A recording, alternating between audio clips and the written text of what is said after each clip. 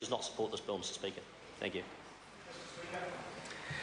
I call the honourable member Colin King. Mr Speaker, it's a pleasure to speak during the third reading of the Dairy Industry Restructuring Amendment Bill, and in doing so I think we need to reflect ourselves and project ourselves outside of this debating chamber, because I sense a degree of polarising of views from the opposition.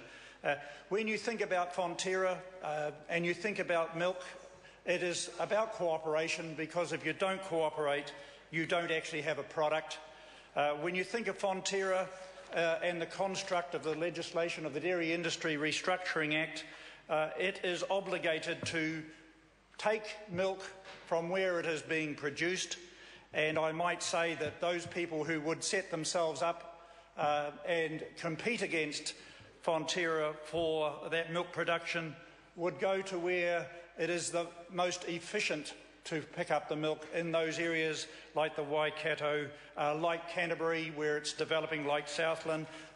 They wouldn't set themselves up in Takaka or Kaikoura where there was an absence or a small number of dairy farmers. So I just want to set things into this context, Mr Speaker, because while we consider this amendment to the Dairy Industry Restructuring Act, we need to see it that this is an organisation that is primarily export focused.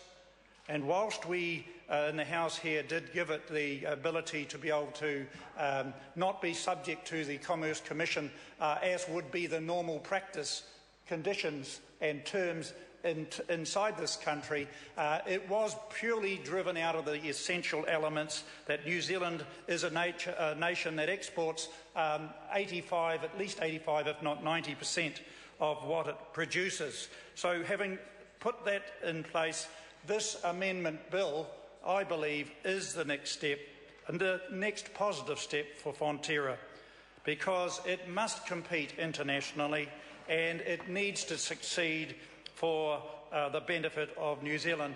And really what we are talking about here is a construct that actually uses sunlight, water and the elements of the earth to produce protein, and to change that protein into something that can be exported to 95% or 150 countries around the world. The Act was also designed to encourage contestability. And that was understandable, because we want to see a dynamic and vigorous Fonterra, and this is what we do have. So we go back to those times when these issues rose around redemption risk. We have had it articulated from the chairman of the Primary Production Select Committee that there was a triple whammy, as it were, where redemption risk became quite evident, and the international bankers valued that at $1 billion. And one only has to stop and think what that would do to the fiscal settings and economic settings of a company to be able to conduct itself in an orderly and effective way.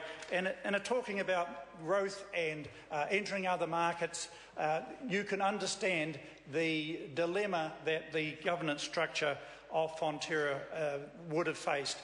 So, Mr Speaker, from that point of view, we want to also realise that back in 2006, 2008, it was the very governance structure of Fonterra that has brought it back to the situation where it is dynamic and taking this next step. So, without going any further, Mr Speaker, this bill has been well canvassed. Trading amongst farmers is a relatively simple and straightforward exercise.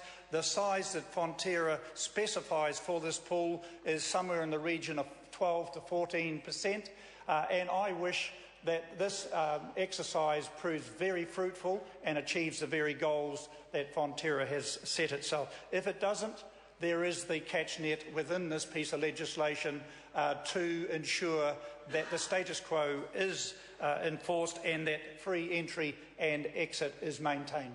I have great pleasure in supporting this bill.